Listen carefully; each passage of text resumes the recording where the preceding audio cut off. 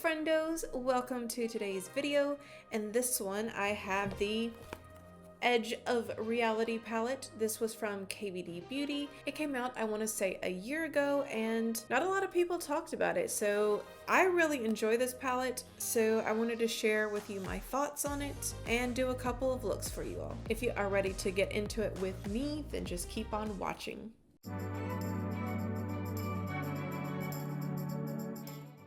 Friendos, I have to say that I think eyeshadow palettes are my favorite part of my makeup routine. They're my favorite thing to collect, and they're the thing that I get the most excited about product-wise on new launches. So this is a series that I'm interested in starting for my channel. It's about sleeping on palettes that are fantastic. So you might be sleeping on your new favorite palette for one reason or another.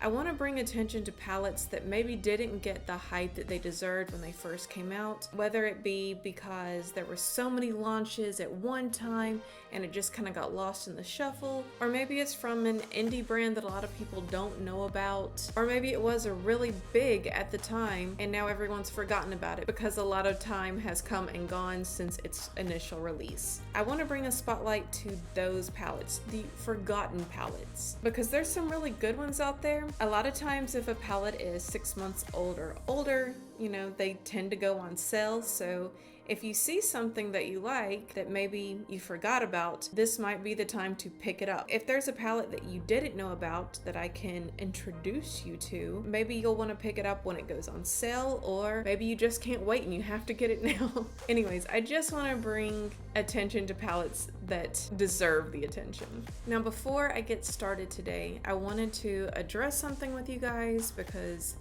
I know I might be acting a little off today, and I kind of want to explain why. The reason why I might seem a little distracted is because Chester is here and he keeps talking while I'm trying to record.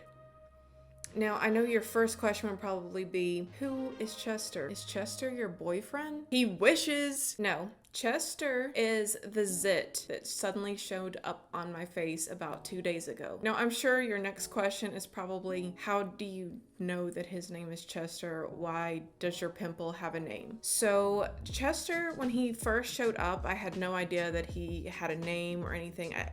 He was something small and insignificant that showed up on my face. A little mound of maybe 0.5 millimeter that showed up on my face. But over the weekend, Chester has become larger and larger and now protrudes to the amount of about 3 millimeters off of my face. So I thought that the right thing to do would be to give him a toupee and turn him into a mole. It's a trick that I learned from Desi Perkins. She has a great video about how to disguise acne marks. If you are like, where did that mole come from? It's not a mole. I'm pretending it's a mole, but it's actually Chester. But since Chester has become larger and larger, he's taking over more and more of my face, and now I feel like he's actually a part of me now. He keeps talking while I'm trying to do makeup. Y'all are just gonna have to bear with me today. I'm very, very sorry about this inconvenience. We'll get started with the looks.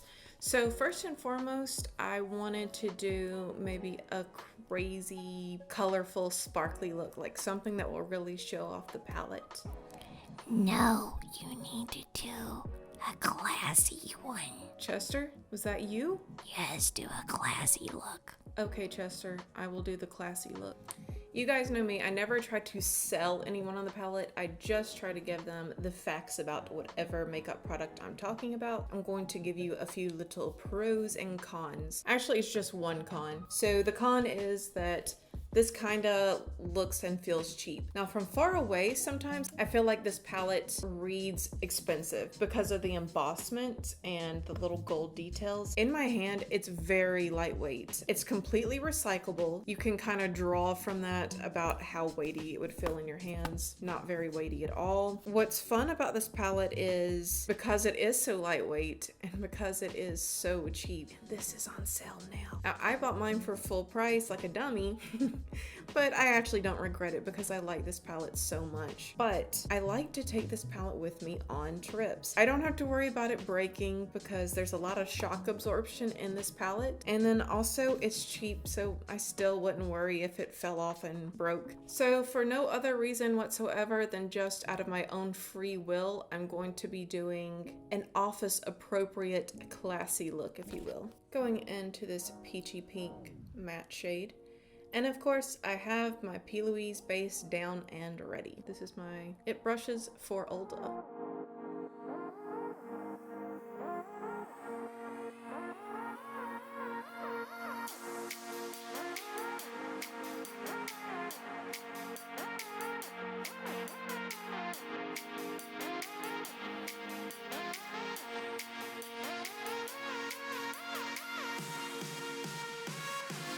Then next I'm going in with this neutral brown shade right here. And I'm going in on the Sigma E65.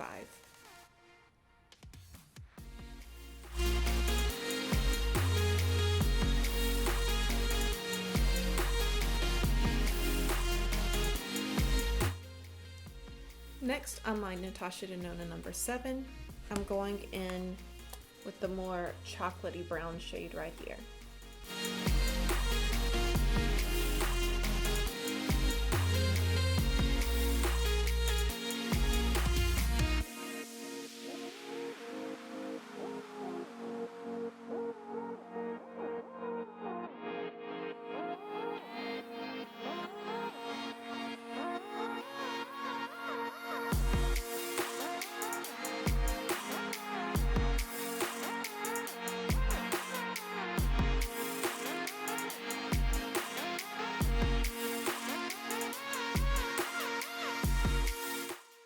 Going back in with my Sigma E65 just to buff this out a little bit more.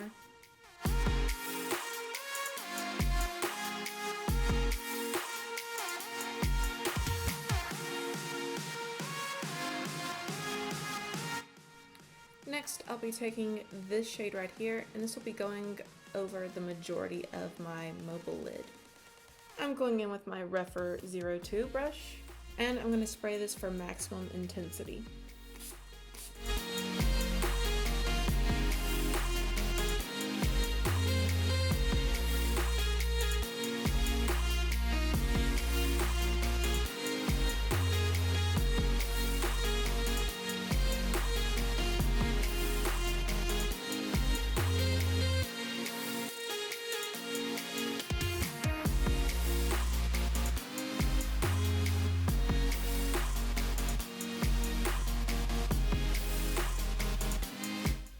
Lastly, I'm going in with the Champagne Sparkly shade right here on an Eco Tools brush.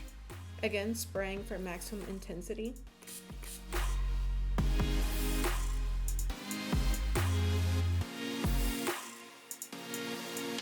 Then going back with the Refer 02 to blend the two together.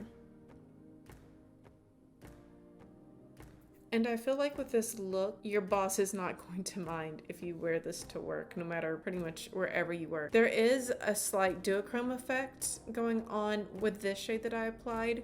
You can kind of see a green shift, but it's very, very subtle. I'm gonna do my other eye off camera and then I'll be right back. And friendos, what do we think? Wow!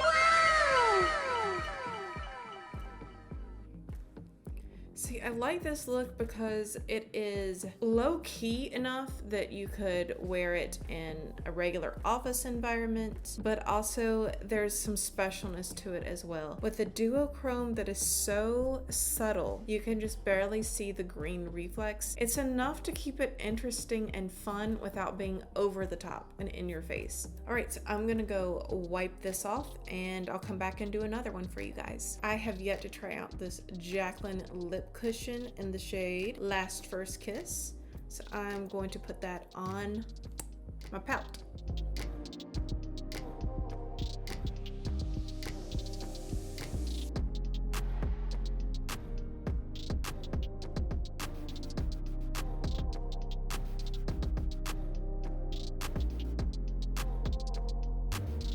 I did have some lip mask on prior to putting this on, but this feels pretty nice. It looks good too.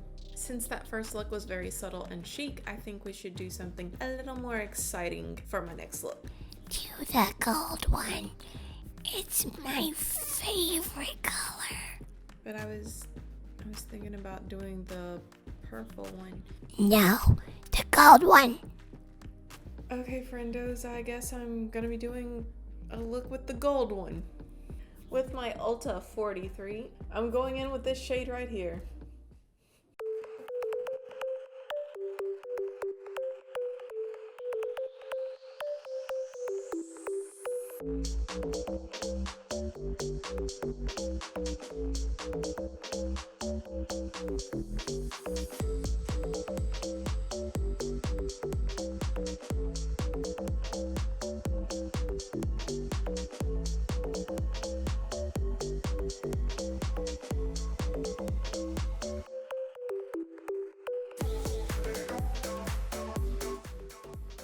This is all one dip, mind you.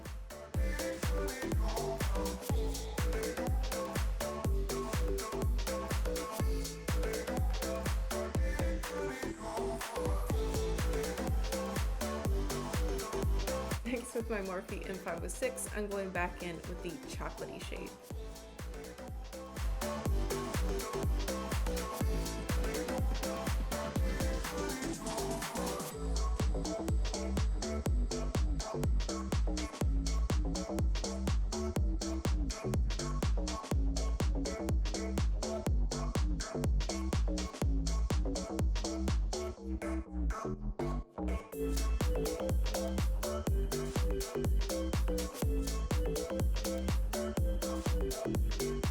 Going in with my Refer 14 just to clean up where these two colors meet a little more.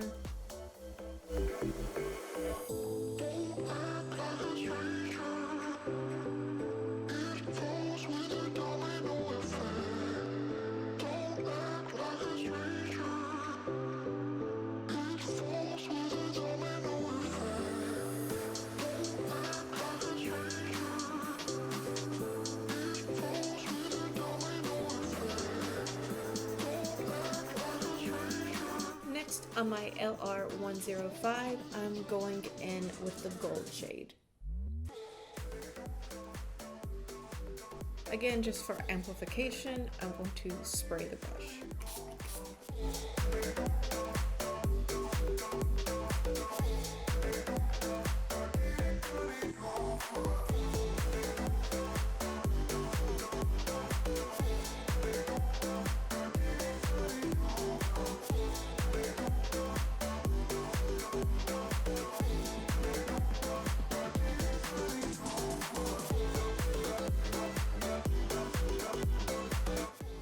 Next, on that same brush, I'm going in with the Ruby Red glitter shade.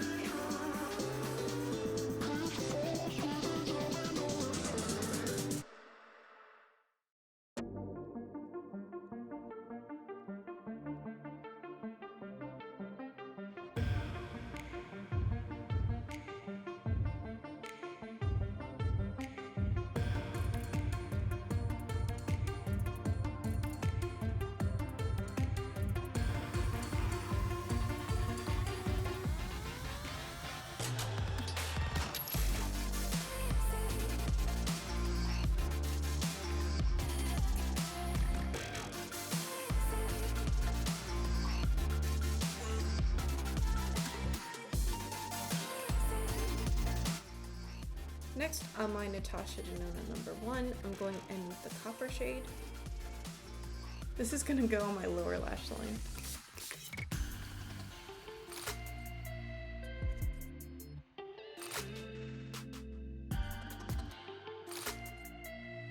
And with the same brush, I'm going to dip into this shade right here once again to better connect the lower lash line to the upper.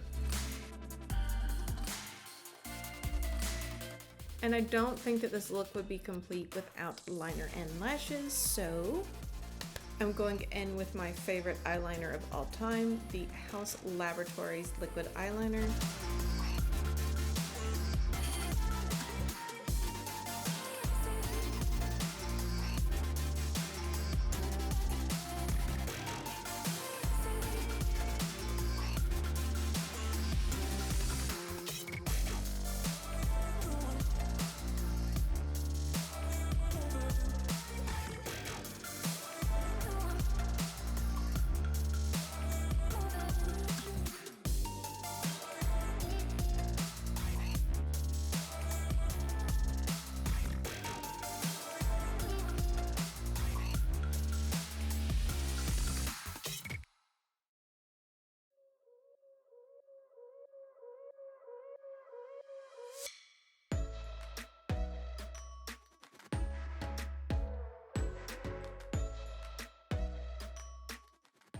Then I'm going in with some black gel liner from L'Oreal.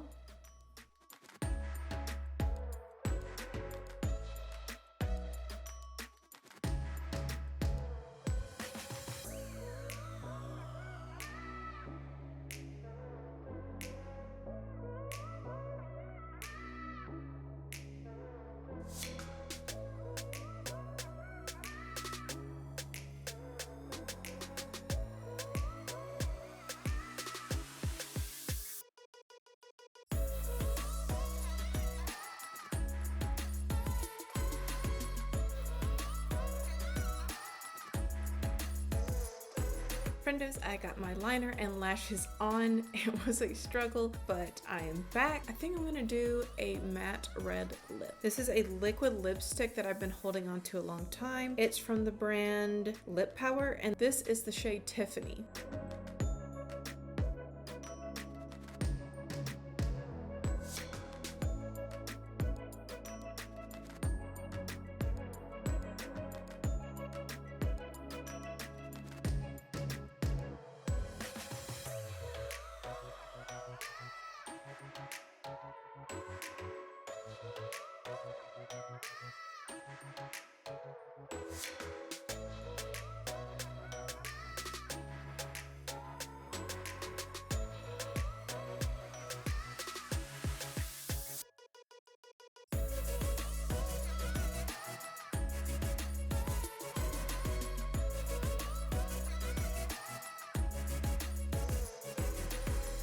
This look is pretty bold.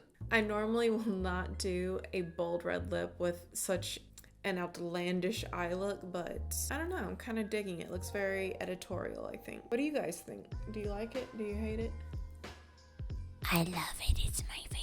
Friendos, I think that this palette is wonderful. You can do a lot of looks with this palette, everything from the chic, sophisticated to soft to something more editorial and colorful. It just has a lot to offer. I feel like some of the reasons why the Edge of Reality palette did not reach its full hype is because one, a lot of people are mad at Kat Von D, and even though she has now left the building, not everyone is aware of that. Also, this particular palette is not as pretty online as it is in person. It actually took me going into Sephora and seeing the palette for myself to make me want to purchase it. I feel like I need a little bit more blush. I'm going in with this from Buxom. It is in the shade Mykonos. This is their Wanderlust blush. This is about to go on sale at Ulta during the 21 Days of Beauty sale. I highly recommend, if you are looking for a blush, to pick this up for half price.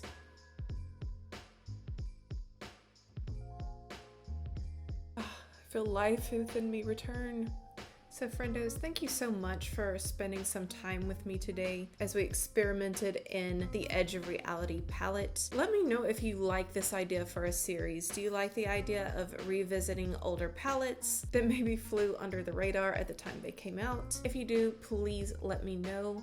I'm always happy to hear your opinions. If you did enjoy this video despite all the weirdness that Chester seemed to cause during the entire video, then thank you so much. I would definitely appreciate it if you gave this video a thumbs up. I also would like to invite you to subscribe if you have not done so already. We have a lot of fun here. I like for my channel to be a fun place where we can be a little silly, but also be informative about makeup, style, and beauty products. So yeah, thank you for coming and hanging out. But should you choose not to subscribe, then we'll both have to live in the shadow of never knowing what could have been. All right, guys, bye.